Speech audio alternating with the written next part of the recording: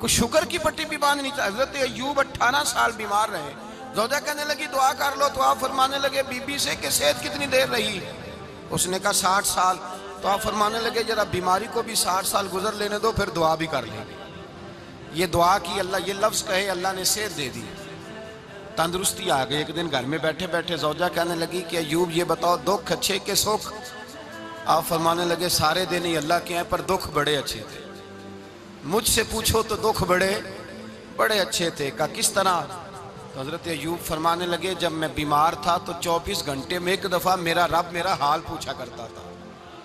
ایک دفعہ میرا اللہ پوچھتا تھا ایوب تیرا حال کیا ہے؟ فرماتے ہیں 12 گھنٹے تو لذت ہی رہتی تھی کہ میرے رب نے میرا حال پوچھ لیا، اور اگلے 12 گھنٹے میں انتظار کرتا تھا مالک حال دوبارہ کب پوچھے گا. فرمانے لگے اب صحت تو ہو گئی ہے پر اب میرا رب میرا حال تو نہیں نہ پوچھتا. بھائی مشکلات جو ہوتی ہیں وہ تو تجھے سجا دیتی ہیں، سوار دیتی ہیں. تجھے یاد آتا ہے کوئی اپنا، جب تجھے درد ہوتی ہے نا، تکلیف ہوتی ہے، پھر تیرا دل کرتا ہے کوئی کندھا ملے جہاں میں سر رکھ کے رہوں. پھر اسی لیے تو کسی درویش سے کسی نے پوچھا تھا اپنا کون ہوتا ہے؟ تو کہا جو تجھے دکھ کے وقت یاد آئے وہ تیرا اپنا ہے. جو تجھے عین آزمائش کے وقت یاد آئے اور تجھے اس کا نمبر فوراً تیرے موبائل پہ چلنے لگے وہ تیرا اپنا سجن ہے جس کو تو دکھ کے وقت یاد کرے. تو بھائی مشکلات کے بعد جو اللہ آسانی دیتا ہے.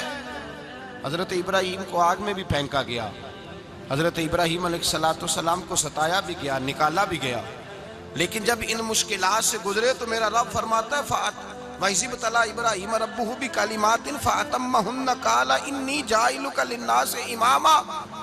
کہا جب ابراہیم پورے اترے تو پھر ہم نے انہیں امام بنا دیا. یا اللہ کس طرح کی امامت دی؟ فرمایا میں نے اتنی اعلیٰ شان عطا کی ہے کہ اپنے لاڈلے رسول کو جناب ابراہیم کی نسل میں پیدا فرما دیا ہے. میں نے مصطفیٰ کو ان کی نسل میں پیدا کر دیا، قیامت تک کے لیے ان کا وقار بڑھا دیا. اللہم صلی علی محمد وعلا آل محمد کما صلیت علی ابراہیم وعلا آل ابراہیم. ان کی عظمت بڑھا دی اس لیے کہ جب وہ آزمائش سے گزر کر کے آئے پھر جو آسانی دی. میرے نبی پاک صلی اللہ علیہ وسلم نے دین ابراہیمی کی بہت ساری چیزوں کو رکھا. کہا میں ملت ابراہیمی پہ ہوں. جب کوئی مشکلات کو عبور کر کے آتا ہے، جب کوئی تکلیفیں سہ کر کے آتا ہے، اس کے لیے جو اجر ہوتا ہے، اس کے لیے جو پھر اللہ کتنی ذرا بڑی توجہ کیجئے گا. لوگ سمجھتے ہیں فلاں آدمی مشکل میں ہے تو شاید مشکل میں ہی رہے گا، فلاں آزمائش میں ہے تو شاید میرا اللہ فرماتا ہے ایک مشکل دے کے میں 2 آسانیاں بھی دوں گا. تم مشکل دیکھ رہے ہو، مشکل نہ دیکھو، وہ جو اس کو بعد میں آسانی آنے والی ہے، اور ڈبل جو میں اس پر نعمت کرنے والا ہوں اس کو دیکھو. حضرت یوسف کو بھائیوں نے کنویں میں ڈال دیا تھا، اور جب کنویں سے نکلے تو مصر کے بازاروں میں بکے، اور پھر زلیخا نے الزام لگایا تو حالات بگڑ گئے. حضرت یوسف کو جیل جانا پڑا. کتنی کٹھن زندگی تھی، لیکن میرے مالک کو کچھ اور ہی منظور تھا. کنویں میں گرنے والے، بازار میں بکنے والے، جیل میں جانے والے، الزام لینے والے جناب یوسف کو رب کریم نے اسی مصر کا بادشاہ بنا دیا. اللہ پاک نے اسی مصر کا حکمران بنا دیا. یاری تیری سونا ہے پر ازمیشاں تیریاں اگ. اے سونا پرکھیا جاوند آئی پہلو نال اگاں دے لگ.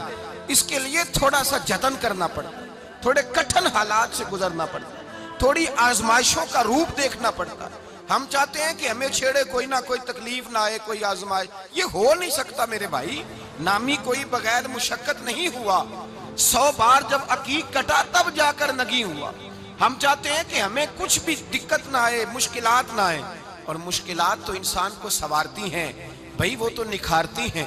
کبھی پوچھا کرو جا کر کے کسی گندم کے دانے سے کہ تو کہاں سے ہو کے آیا ہے، کہاں سے نکل کے آیا ہے، تو وہ بتلائے گا کہ بڑے مشکل مراحل سے گزرا ہوں اور پھر اللہ نے مجھے طاقت دی ہے کہ میں انسان کے وجود کا حصہ بناؤں. تو بھائی کٹھن مراحل، آزمائشیں، تکلیفیں یہ انسان کو بڑا انسان بنا دیتی، یہ اس کے لیے ترقیوں کا پیش خیمہ ہوتی. ہمارے جوان پریشان ہو جاتے ہیں. عورتیں خاص کر کے اس بات پہ توجہ کریں، وہ بڑی جلدی غم لے جاتی ہیں. وہ کہتی ہیں جانے میرا کچھ ہوگا ہی نہیں، جانے میرا کچھ ہو ہی نہیں سکتا. میرے بھائی درجنوں اور بیسیوں لوگ ایسے ہیں جن کی اولادیں نہیں تھی لیکن نام ان کا ان سے بھی زیادہ ہے جو بڑے بڑے صاحب اولاد. حضرت خواجہ معین الدین اجمیری کو جانتے ہیں آپ لوگ؟ نہیں، جو جانتے ہیں وہ بولیں جانتے ہیں جی؟ لو جی، کافی سارے جانتے ہیں، تھوڑے جی رہ گئے نا بابا۔ جانتے ہیں نا خواجہ صاحب کو؟ ان کے کسی بیٹے کو جانتے ہوں؟ نہیں جانتے، نہیں جانتے، نہیں جانتے آپ ان کے بیٹے کو۔ حضرت خواجہ معین الدین اجمیری رحمت اللہ تعالیٰ علیہ کے بیٹے کو نہیں جانتے، لیکن ویسے آپ ہندوستان میں کسی آدمی کو چھیڑ کے دیکھیں، وہ کہے گا میں خواجہ صاحب کا روحانی بیٹا ہوں، میں اولاد۔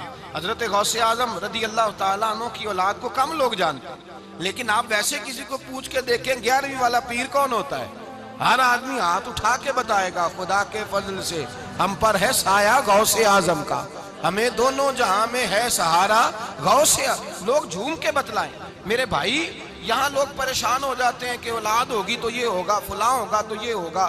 بھائی ایسی کوئی بات نہیں، میرے پاس پیسے ہوتے تو میرا ابا بیماری سے فوت نہ ہوتا۔ جو مالدار ہوتے ہیں تو کیا وہ بچ جاتے ہیں؟ حضرت اسرائیل انہیں چھوڑ جاتے ہیں؟ او خدا کے بندے تو کیسی بات کر رہا ہے؟ یاد رکھ، یہ جو آزمائشیں ہوتی ہیں، یہ جو تکلیفیں ہوتی ہیں، یہ جو تھوڑے سے مشکل حالات ہوتے ہیں۔ حضرت یونس علیہ السلام کی دوستی ہوگی حضرت جبریل امین سے، تو جناب جبریل ملنے آئے۔ حضرت یونس علیہ السلام فرمانے لگے جبریل میرا دل کرتا ہے مجھے اس بندے کی ملاقات کرا جو اللہ کا سب سے زیادہ عبادت گزار بندہ ہے۔ حضرت جبریل امین لے گئے دور دور فلسطین کے علاقے میں، اور لے جا کر ایک بندے سے ملاقات کرائی جس کی دونوں آنکھیں بھی کوئی نہیں تھی، دونوں بازو بھی کوئی نہیں تھی، دونوں پیر بھی کوئی نہیں تھی، اور اس بندے کی زبان پر لفظ بڑا کیا جاری تھے، یا اللہ تیرا شکر ہے، یا اللہ تیرا، بول کے کہیے یا اللہ تیرا، اے اللہ تیرا شکر ہے، شکر شکر کر رہا تھا۔ حضرت جناب سیدنا یونس علیہ السلام کہنے لگے میں نے تجھے عبادت گزار کو ملانے کو کہا تھا، تو کہاں لے آیا؟ تو حضرت جبریل کہنے لگے یا یونس، یہ ہر چیز جانے کے باوجود اپنے رب کی رضا پہ راضی ہے۔ اس وقت دنیا میں نبیوں کے بعد جس سے اللہ سب سے زیادہ پیار کر رہا ہے وہ یہی بندہ ہے، یہ اپنے رب کی رضا پہ راضی ہے۔ اے تن میرا کنگی ہووے تے میں زلف سجن دی باواں، تے پوش میرے دی جتی بن جائے تے میں یار دی قدمی آواں، مارو مارو مینو مار مکاؤ کوئی عذر نہ پیش لے آواں، تے جے سونا ہی میرے دکھ وچ راضی، جے سونا ہی میرے دکھ وچ راضی، جے سونا ہی میرے دکھ وچ راضی، تے میں سکھ نو چلے ڈاواں۔ مالک ہی جب اس حال میں راضی ہے تو بس ٹھیک ہو گیا، ٹھیک ہو گیا۔ وصل اچھا ہے نہ فراق اچھا ہے، بس جس حال میں محبوب رکھے وہی حال اچھا ہے، بس جس حال میں انہوں نے رکھا بات ٹھیک ہو گئی۔ اس میں اب انسان شکوہ کرتے پھرے کہ یہ کس طرح ہے وہ کس طرح، اپنے آپ کو مطمئن رکھا ہے۔ مشکل کے بعد جو آسانی حضرت لقمان حکیم، ان کے نام پر قرآن مجید کی پوری سورت ہے۔ حضرت لقمان حکیم علیہ رحمہ آپ اپنے بیٹے کو نصیحت کر رہے تھے، کہنے لگے بیٹا کو مشکل آئے تو گھبرانا نہیں، کوئی مشکل آئے تو کرے بیٹوں کو سمجھ آ جائے کہ مشکل آئے تو، سمجھ آ رہی ہے بات کی، مشکل آئے تو۔ اور کیا خوبصورت جملے، بیٹے کو بٹھا کے کہتے ہیں بیٹا چھوٹی مشکل آئے گی تو اللہ بڑی مشکلات آسان کر دے گا، سمجھو چھوٹی مشکلات آئیں تو اللہ نے بڑی مشکلیں اس نے آسان کر دی۔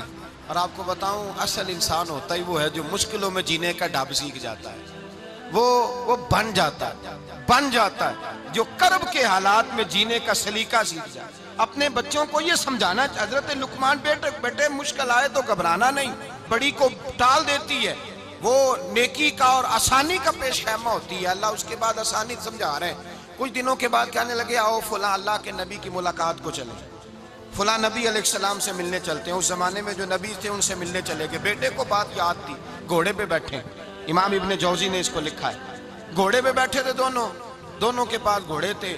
اب رستہ بہت زیادہ تھا، کھانا ساتھ لے لیا، پانی ساتھ لے لیا، رستہ لمبا تھا، صحرا کا علاقہ تھا۔ جب جانے لگے تو اتنی سخت گرمی ہوئی کہ گھوڑے بھی بے ہوش ہونے لگے، اچانک ایسی گرم لو چلی کہ گھوڑے بھی۔ اب دونوں باپ بیٹا جو تھے وہ بڑی جوش میں تھے کہ جانا ہی جانا ہے، گھوڑے سے اتر کر کے پیدل چلنے لگے۔ اب پیدل چلتے چلتے ذرا آگے گئے تو اب گرمی میں جتنا بندہ پیدل چلتا ہے اتنا پیاس بھی زیادہ لگتی ہے، تو پانی پیتے رہے، کھانا کھاتے رہے، کھانا پانی بھی ختم ہو گیا۔ تھوڑا آگے چلے نا، اس قدر تکلیف بڑھی کہ حضرت جناب لقمان کے بیٹے کے پیر کے اندر ایک ہڈی پیوست ہو گئی، اتنی بڑی ہڈی تھی وہ اندر ہی چلی گئی پیر، خون کے فوارے گرنے لگے، بیٹا بے ہوش ہو گیا۔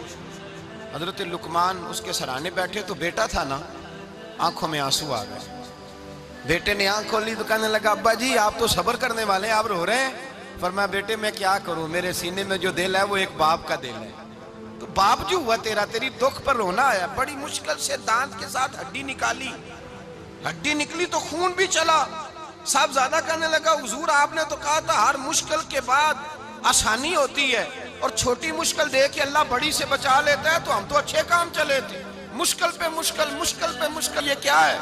حضرت لقمان کہنے لگے بیٹا نہ تو رب کی حکمتوں کو جانتا ہے، نہ پوری طرح میں جانتا ہوں، لیکن جو میں نے کہا تھا وہ بات سچی ہے۔ فَإِنَّ مَعَ الْعُسْرِ يُسْرًا إِنَّ مَعَ الْعُسْرِ يُسْرًا، اللہ ہر مشکل کے بعد آسانی عطا فرمائے گا، اور فرمایا میرا ایمان ہے کہ ضرور ضرور عطا فرمائے گا۔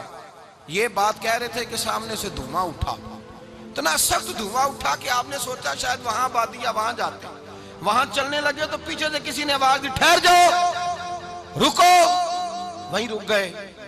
تھوڑی دیر گزری تو کہا رک جاؤ، جب رکے تو ایک بولنے والا بولا، کہنے لگا تمہارے لیے تھوڑی دیر کے بعد جانوروں کا بندوبست کر دیا جائے گا، کھانے کا بھی بندوبست ہو جائے گا، بچے کا پیر بھی صحیح ہو جائے گا، چلے جانا، لیکن ذرا ٹھہرو۔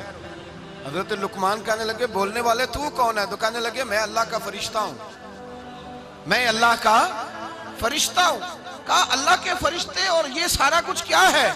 تو فرشتہ کہنے لگا اصل بات یہ ہے کہ سامنے بستی پر مجھے عذاب نازل کرنے کا حکم ملا تھا، آپ بڑی تیزی سے آ رہے تھے، میں نے رب سے دعا کی کہ اللہ اس باپ بیٹے کی غلطی کوئی نہیں، مہربانی فرما۔ رب نے پہلے آپ کو صحرا میں الجھایا، پھر میری دعا کی برکت سے آپ کے گھوڑے ٹھہر گئے، پھر میری دعا کی برکت سے آپ کا پانی ختم ہوا، پھر میری دعا کی برکت سے آپ کے بیٹے کو زخم آیا، پھر میری دعا کی برکت سے سامنے سے دھواں اٹھا۔ فرمایا یہ جو تمہیں مشکل پہ مشکل آ رہی تھی، یہ تو میرا رب تمہیں عذاب سے بچانا چاہ رہا تھا، یہ جو تمہیں مشکل پر مشکل آ رہی تھی تو میرا مالک تمہیں عذاب سے بچا رہا تھا، تم سمجھ نہیں رہے تھے۔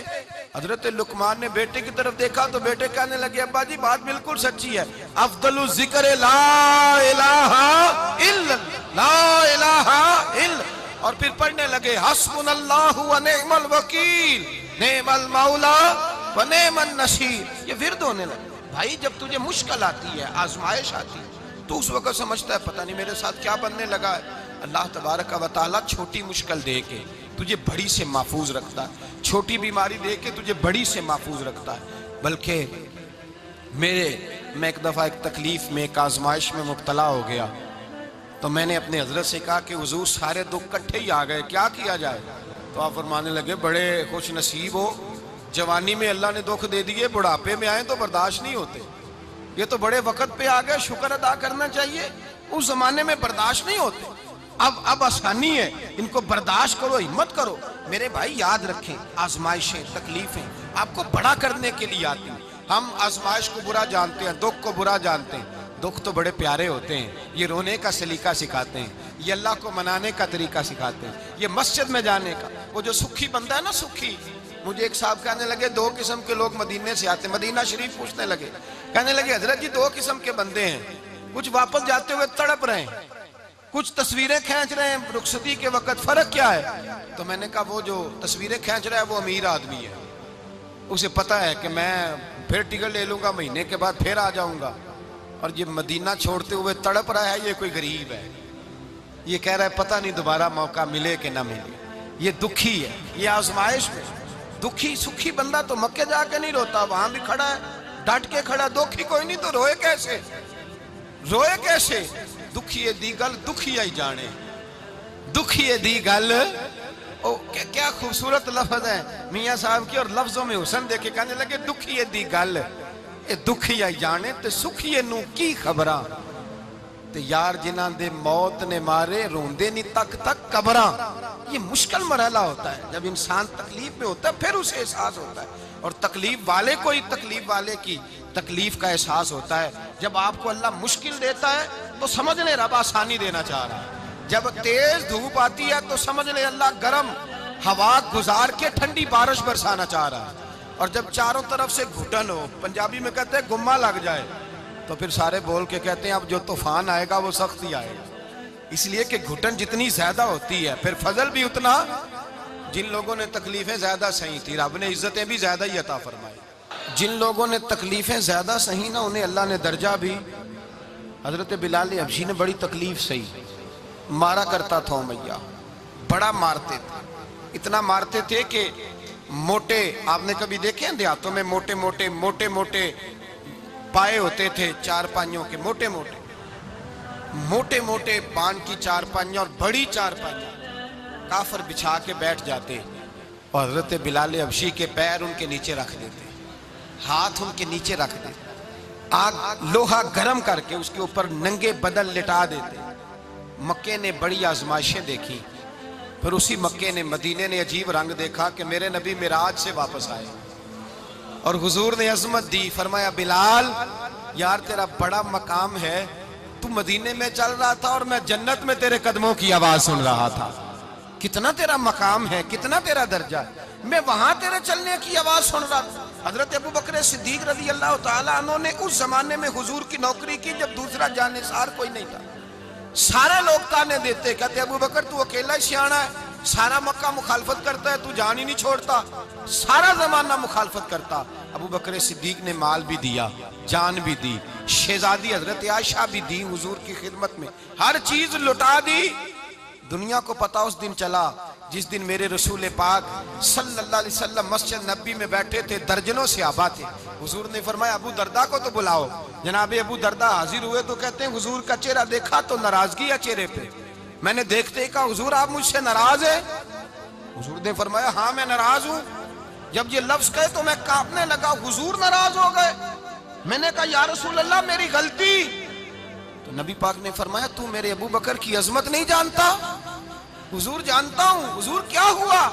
نبی پاک نے فرمایا کل تو گلی میں گزر رہا تھا، ابو بکر بھی گزر رہا تھا، تو نے سوچا ہی نہیں تو میرے ابو بکر کے آگے آگے چل رہا تھا؟ یہ خیال ہی نہیں آیا تجھے پتا نہیں کہ جس نے میرے ساتھ نیکی کی میں نے بدلہ چکا دیا ہے، ابو بکر کا بازو تھام کے اللہ کی بارگاہ میں لے جاؤں گا، میرا رب بھی اسے بدلے عطا فرمائے گا۔ یہ عظمت، یہ شان، یہ بلندی اور رفعت مشکلات سے گزرنے کے بعد ملی۔ میرے نبی پاک صلی اللہ تعالیٰ علیہ وسلم کے ساتھ مولا کائنات شیر خدا حضرت علی نے 9 سال کی عمر سے وفات شروع کی اور تا دم آخری حضرت علی نے وفا کی مصطفیٰ سے، کٹھن مراحل سے گزرے، کٹھن مراحل سے۔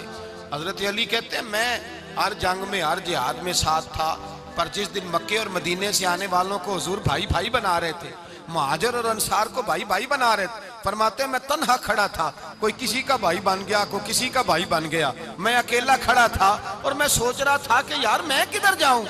کہتے ہیں میں اس حد تک آیا کہ میرے آنسو بہنے لگے، لیکن میری مشکلات کو آسانی تب ملی جب مدینے کے چاند دھیرے سے اٹھے، میرے قریب آئے، میرا بازو تھاما اور فرمایا علی باقی سارے بھائی بھائی بن گئے ہیں، انت اخی فی الدنیا والآخرہ، تو میرا بھائی ہے، دنیا میں بھی میرا بھائی ہے، قیامت کے دن بھی میرا بھائی ہے۔